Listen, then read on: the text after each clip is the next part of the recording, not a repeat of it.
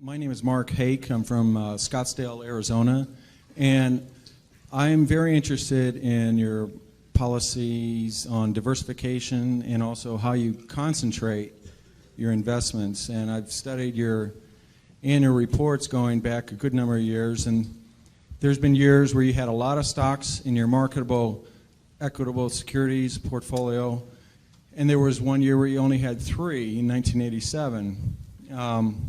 So I have 2 questions. Given the number of stocks that you have in the portfolio now, what does that imply about your view of the market in terms of, is it fairly valued, that kind of idea? And second of all, it seems that whenever you take a new investment, you never take less than about 5% and never more than about 10% of the total portfolio with that new position.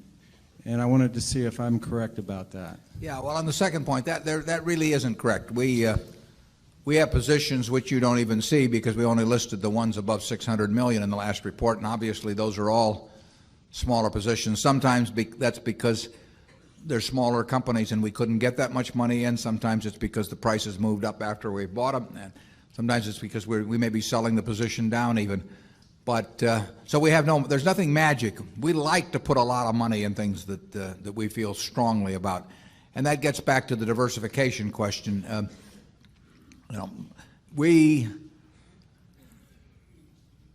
think diversification is, as practiced generally, makes very little sense for anyone that knows what they're doing. Diversification is a protection against ignorance. I mean, if you want to make sure that nothing bad happens to you relative to the market, you own everything. There's nothing wrong with that. I mean, that is a perfectly sound approach for somebody who does not feel they know how to analyze businesses. If you know how to analyze businesses and value businesses, it's crazy to own 50 stocks or 40 stocks or 30 stocks probably, because there aren't that many wonderful businesses that are understandable to a single human being in all likelihood. And to have some super wonderful business and then put money in number 30 or 35 on your list of attractiveness and forego putting more money into number 1 just strikes Charlie and me as madness. And it's conventional practice, and it may, if all you have to achieve is average, it may preserve your job, but it's a confession in our view that you don't really understand the businesses that you own. On a personal portfolio basis, I own 1 stock, but it's a business I know, and it leaves me very comfortable. So, do I need to own 28 stocks in order to have proper diversification? It'd be nonsense. And within Berkshire, I could pick out 3 of our businesses, and I would be very happy if they were the only businesses we owned and I had all my money in Berkshire. Now, I love the fact that we can find more than that and that we keep adding to it. But 3 wonderful businesses is more than you need in this life to do very well. And the average person isn't going to run into that. I mean, if you look at how the fortunes were built in this country, they weren't built out of a portfolio of 50 companies. They were built by someone who identified with a wonderful business. Coca-Cola is a great example. A lot of fortunes have been built on that. And there aren't 50 Coca-Colas. There aren't 20. If there were, it'd be fine. We could all go out and diversify like crazy among that group and get results that would be equal to owning the really wonderful one. But you're not going to find it.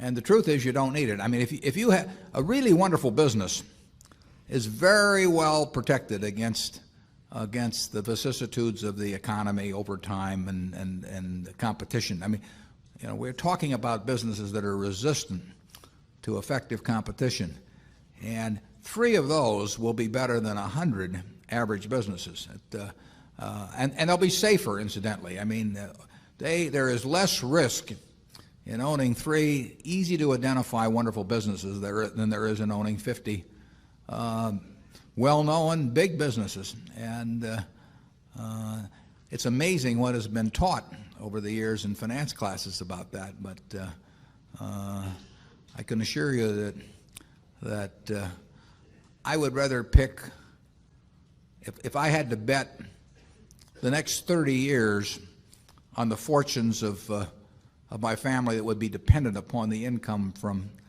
a given group of businesses, I would rather pick 3 businesses from those we own than own a diversified group of 50. Charlie?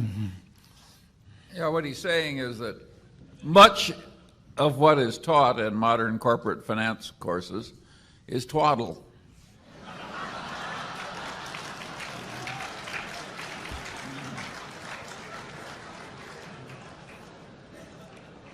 Do you want to elaborate on that, Charlie?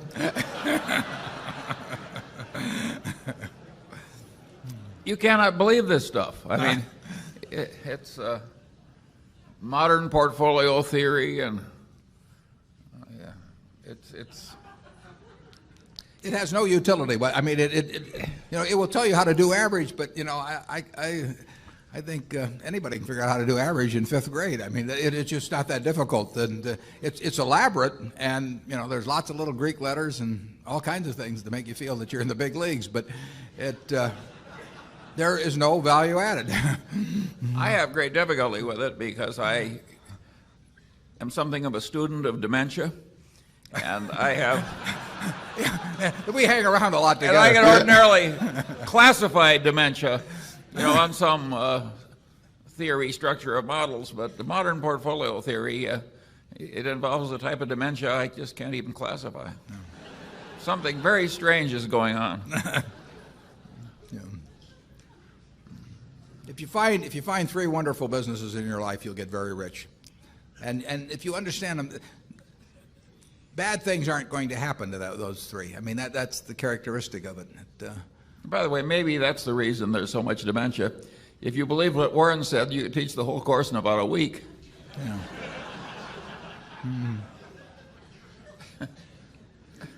Yeah, and the high priest wouldn't have any edge over the lay people, and that never sells well. Right.